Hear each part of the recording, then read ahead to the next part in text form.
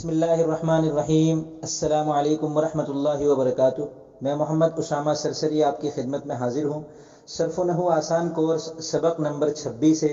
इस सबक में हम इंशाअल्लाह मरफ़ूआत को तफसील से समझेंगे। देखें, हमने इसमें मुतमक्किन और गैर मुतमक्किन पढ़ लिए और ये भी समझ लिया कि इसमें गैर मुतमक्किन की हर हालत यानी हालत रफ़ई, नस्बी और जर्री एक जैसी होती है, वो मबनी होता है। और इसमें मुतमक्किन में 16 किस्में हैं, उनमें से हर एक की हालत रफ़ई, नस्बी और जर्री कैसे आती है ये हम तफसील से समझ चुके हैं। अब बस हमको ये समझने की ज़रूरत है कि वो हालत रफ़ई होती कब है, हालत नस्बी होती कब है और हालत जर्री होती कब है। तो हालत रफ़ई 8 सूरतों में होती है। तो इस वजह से हम कहते हैं कि मरफ़ूआत की कुल 8 किस्में हैं। मुब्तदा, ख़बर, फ़ाइल, नाइब फ़ाइल, अफ़आल नाक़िसा का इसम, मावला का इसम, हुरूफ़ सित्ता की ख़बर, लाए नफ़ी जिन्स की ख़बर। अब ये 8 किस्में याद रखने का आसान तरीक़ा ये है कि आप बाकायदा लफ्ज़ ब लफ्ज़ ये याद कर लें जुमला कि मरफ़ूआत की 8 किस्में हैं, 4 आसान 4 मुश्किल। जो 4 आसान हैं वो हैं मुब्तदा, ख़बर, फ़ाइल, नाइब फ़ाइल, और जो 4 मुश्किल हैं उनमें से 2 इसम हैं और 2 ख़बर हैं। इनकी तशरीह मैं भी कर देता हूँ आपके सामने। याद करने का आसान तरीक़ा ये है, ठीक है। अब इन 8 को समझने के लिए हमें जुमला समझना होगा। जुमले की अव्वलन 2 किस्में हैं, ख़बरिया और इंशाइया। यानी हम जब एक बात को मुकम्मल कर लेते हैं तो वो जुमला होता है। फिर अगर वो बात जो मुकम्मल हमने की है, अगर हमने कुछ बताया है तो वो जुमला ख़बरिया है, यानी हमने ख़बर दी है। और अगर हमने कुछ बताया नहीं है बल्कि हमने किसी काम का हुक्म दिया है, किसी काम के करने से रोका है, कुछ पूछा है, किसी काम की तमन्ना की है, किसी काम के बारे में अपने शक का इजहार किया है, किसी बात पे कसम खाई है, या किसी चीज़ पर हैरत का इजहार किया है, या किसी काम पे उभारा है, तो ये जो किस्में होती हैं, ये चूँकि हम इसमें कोई ख़बर नहीं दे रहे होते तो इस वजह से ये जुमला ख़बरिया नहीं होती, इनको हम जुमला इंशाइया कहते हैं, ठीक है। हमारी इन 8 मरफ़ूआत को समझने का ताल्लुक़ जुमला ख़बरिया के साथ है। जुमला ख़बरिया वो जुमला जिसमें हम किसी काम की ख़बर दे रहे होते हैं। अब वो देखें, जब हम किसी काम की ख़बर देते हैं ना तो हम 2 चीज़ें लाजमी हम कहते हैं, एक वो जिसके बारे में ख़बर दे रहे हैं और एक ख़बर। मसलन मैं कहूँ कि ज़ैद खड़ा है, तो अब देखें ज़ैद एक चीज़ है और खड़ा दूसरी चीज़ है। हमने ज़ैद के बारे में खड़े होने की ख़बर दी तो हम अरबी में कहेंगे ज़ैदुन क़ाइमुन, ज़ैद खड़ा है। ये पूरी एक बात है, जुमला मुकम्मल हो गया, हमने कुछ ख़बर दे दी और इसमें 2 चीज़ें हैं, ज़ैद और क़ाइम, ठीक है। तो याद रखें, जुमला ख़बरिया का आगाज़ अगर इस्म से हो तो वो जुमला इस्मिया कहलाता है, और अगर फ़ेल से हो तो जुमला फ़ेलिया कहलाता है। फिर जुमला इस्मिया के अंदर जो 2 चीज़ें हैं, एक वो जिसके बारे में ख़बर दे रहे हैं उसको मुब्तदा कहते हैं, और जो ख़बर दे रहे हैं उसको ख़बर कहते हैं। तो देखिए, मरफ़ूआत में हमने पढ़ा मुब्तदा और ख़बर। जुमला फ़ेलिया में जिसके बारे में ख़बर दी जा रही होती है वो उस फ़ेल का या तो फ़ाइल होता है, तो वो हमने मरफ़ूआत में से नंबर 3 हो जाएगा हमारा। और अगर फ़ेल मजहूल है तो फ़ाइल के बजाय नाइब फ़ाइल आता है, तो वो हमारा नंबर 4 नाइब फ़ाइल हो जाएगा। मिसालें देखें, ज़ैदुन क़ाइमुन ये जुमला है और चूँकि आगाज़ इस्म से हो रहा है लिहाजा ये जुमला इस्मिया है। ज़ैदुन मुब्तदा है और क़ाइमुन ख़बर है, ये दोनों मरफ़ू हैं, तो ये मरफ़ूआत की 2 किस्में हो गई। और कतब ज़ैदुन, कतब फ़ेल है, ज़ैदुन उसका फ़ाइल है, तो ये तीसरी किस्म हो गई मरफ़ूआत की। और क़ुरिअ किताबुन, किताब को पढ़ा गया, क़ुरिअ फ़ेल है, चूँकि फ़ेल मजहूल है, फ़ेल मजहूल का फ़ाइल नहीं आता बल्कि जो मफ़ूल होता है उसको नाइब फ़ाइल बनाकर पेश किया जाता है, वो आगे है किताबुन। तो क़ुरिअ किताबुन में क़ुरिअ फ़ेल है, किताबुन उसका नाइब फ़ाइल है, जो कि मरफ़ूआत की 4थी किस्म है। तो देखिए कितनी मुख्तसर तशरीह में हमको ये चारों समझ में आ गए। इस वजह से मैंने कहा मरफ़ूआत को याद करने का तरीका ये है कि मरफ़ूआत 8 हैं, 4 आसान 4 मुश्किल। जो 4 आसान हैं, मुब्तदा, ख़बर, फ़ाइल, नाइब फ़ाइल, ये हो गए मुकम्मल। और जो 4 मुश्किल हैं उनमें से उनको याद करने का भी आसान तरीका कि उनमें से 2 इसम हैं, 2 ख़बर हैं। अब ये समझें कि नंबर 5 में अफ़आल नाक़िसा का जो इसम है, तो ये अफ़आल नाक़िसा क्या है, और ये नंबर 6 में मा और ला क्या है, और नंबर 7 में हुरूफ़ सित्ता क्या है, और नंबर 8 में ला नफ़ी क्या है, ठीक है। तो ان سے ان کو سمجھنے سے پہلے یہ سمجھے کہ جملہ اسمیہ جو ہم نے سمجھا ایک مبتدا ہوتا ہے اور ایک خبر، زید قائم، ٹھیک ہے، یہ مثال بالکل واضح ہے، یہ ہم اپنے سامنے رکھتے ہیں۔ اب زید قائم سے پہلے اگر افعال ناقصہ میں سے کوئی آ جائے تو زید قائم جو کہ مبتدا اور خبر ہیں، پھر ہم ان کو اس صورت میں کہتے ہیں کہ زید افعال ناقصہ کا فعل ناقص کا اسم ہے اور قائم جو ہے وہ فعل ناقص کی خبر ہے۔ مثلا افعال ناقصہ جو کہ 17 ہیں، ان میں سے پہلا ہے کانا، کانا کا ترجمہ ہے تھا۔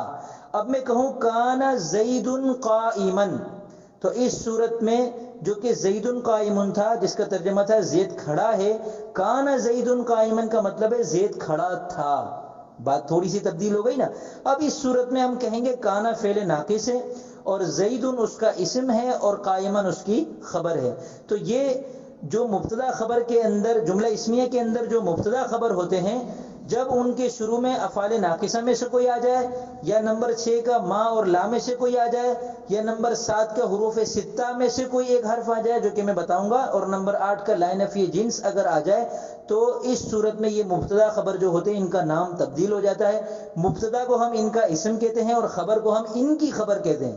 یعنی خبر پہلے صرف خبر تھی، اب وہ فعل ناقص کے داخل ہونے کے بعد فعل ناقص کی خبر ہے، حروف 6 کے داخل ہونے کے بعد ان کی خبر ہے، ٹھیک ہے۔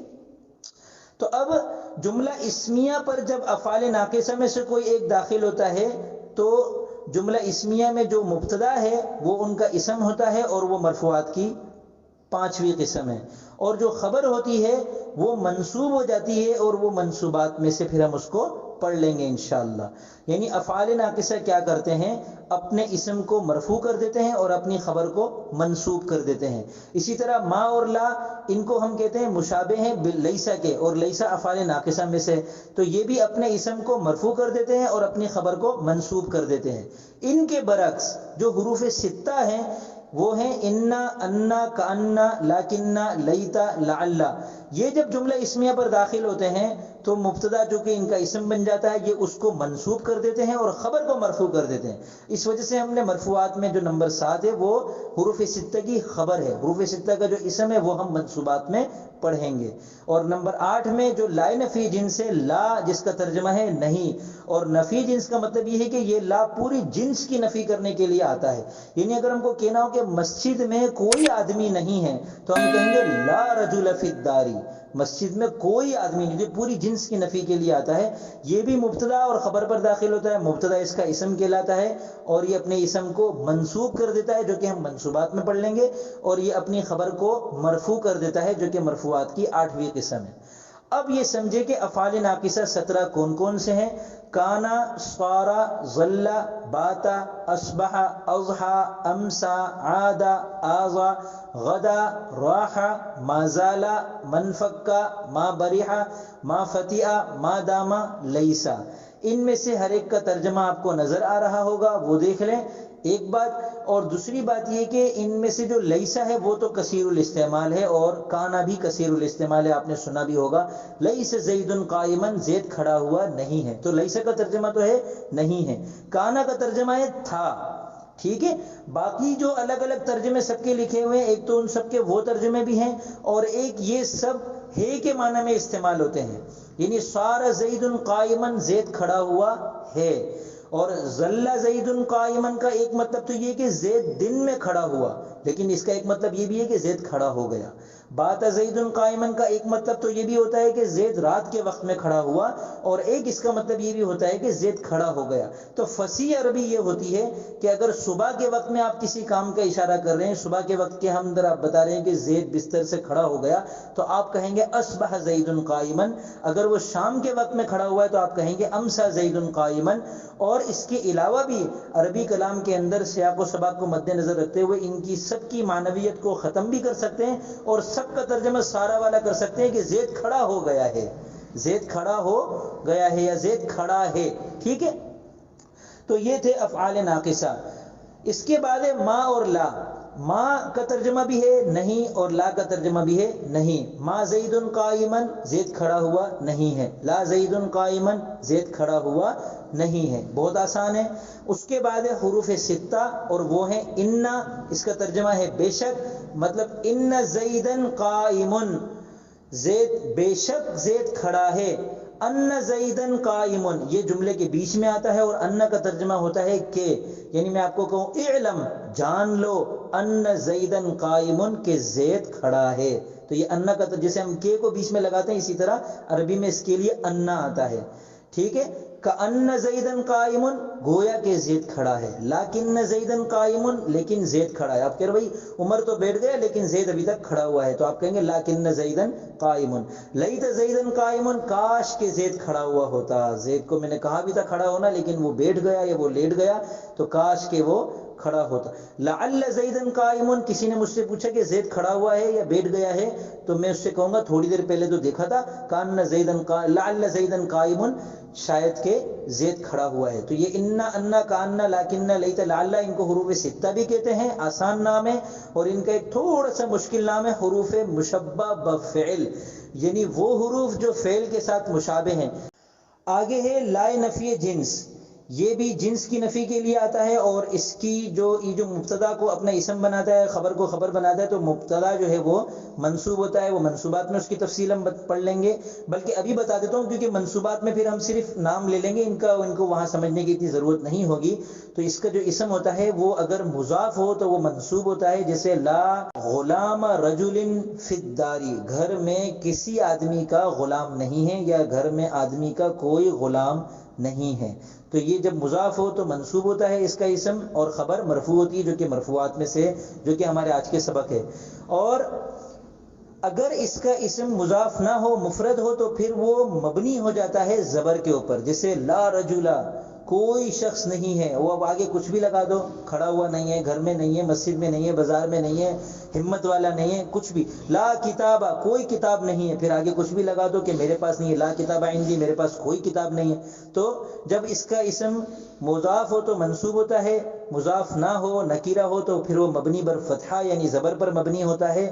تو یہ مرفوعات کی 8 قسمیں ہیں، ان میں سے کوئی بھی قسم بن جائے گا جب کوئی لفظ تو وہ مرفوع ہوگا، اور مرفوع ہونے کا کیا مطلب ہے کہ اگر وہ اس میں غیر متمکن ہے تو جیسا ہے ویسا ہی رہے گا، ٹھیک ہے نا، جیسے الذی ہے تو الذی ہی رہے گا، انت ہے تو انت ہی رہے گا۔ اگر وہ متمکن ہے تو پھر اس کی 16 قسموں میں سے ہر قسم کا اعراب الگ الگ ہے، جس کی حالت رفع پیش کے ساتھ آتی ہے تو جب وہ ان مرفوعات میں سے ہوگا تو آخری حرف پر پیش یا 2 پیش آ جائیں گے، اور اگر اس کی حالت رفعی واو کے ساتھ آتی ہے تو پھر اگر وہ ان 8 میں سے کوئی ہے تو اس کے آخر میں واو ہوگا، اگر اس کی حالت رفعی الف کے ساتھ ہے تو پھر آخر میں الف آئے گا، ٹھیک ہے۔ تو یہ جیسے جیسے جس کی حالت رفعی آتی ہے ویسے ہی وہ مرفوع ہوگا جب وہ ان 8 میں سے کوئی ایک قسم بنے گا۔ اب آپ نے اگر گزشتہ اسباق بھی اچھی طرح سمجھ لیے ہیں اور مرفوعات کا یہ سبق بھی اچھی طرح سمجھ لیا، تو آپ کو اب یہ کمانڈ حاصل ہو گئی کہ آپ عربی میں جملہ اسمیہ یا جملہ فعلیہ بنا سکتے ہیں، اور مرفوعات کے اعتبار سے آپ کوئی بھی تبدیلی جملے کے اندر لا سکتے ہیں، زبر زیر پیش کے اندر تبدیلی لا سکتے ہیں مرفوعات کے اندر۔ اس کے بعد اگلے سبق میں ہم انشاءاللہ منصوبات پڑھیں گے، اور اس کے اگلے سبق میں یا اسی سبق میں اگر گنجائش ہوئی تو ہم مجرورات کو بھی پڑھ لیں گے کیونکہ وہ مختصر ہے، تو پھر ہمارے سامنے پوری عربی ایک واضح انداز میں سمجھ میں آ جائے گی ہم کو کہ اسم فعل حرف کیا ہے، پھر اسم جو کہ زیادہ استعمال ہوتا ہے متمکن غیر متمکن، پھر متمکن جو کہ زیادہ استعمال ہوتا ہے اس کی 16 قسمیں، ہر ایک کی حالت رفع نصبی کیسے آتی ہے، اور مرفوعات منصوبات مجرورات ہمارے سامنے آ جائیں گے، عامل معمول دونوں ہمارے سامنے آ جائیں گے، تو پھر عامل اور معمول کو جوڑ کر ہم آسانی کے ساتھ ایک جملہ بنا سکیں گے۔ یہ عربی زبان کا خاصہ ہے، کسی اور زبان میں اتنی پیچیدگی بالکل بھی نہیں ہے کہ زبر زیر پیش کی تبدیلی ہوتی ہو، پھر تبدیلی کی کئی ساری صورتیں ہوں ان کو سمجھنا پڑے۔ یہ عربی زبان کا امتیاز ہے، اسے اچھی طرح محنت کر کے سمجھ لیں تاکہ قرآن کریم ہمیں اچھے طریقے سے سمجھ میں آ جائے، احادیث ہم سمجھ سکیں، فقہا کی کتابیں سمجھ سکیں، عربی زبان کے اندر جتنے علوم و معارف لکھے جا چکے ہیں اب تک وہ ہماری سمجھ میں آ جائیں۔ نیت اچھی ہوگی تو ہمارا یہ کام، یہ سیکھنا سکھانا مکمل طور پر عبادت بن جائے گا۔ اب میں اجازت چاہوں گا، السلام علیکم ورحمۃ اللہ وبرکاتہ۔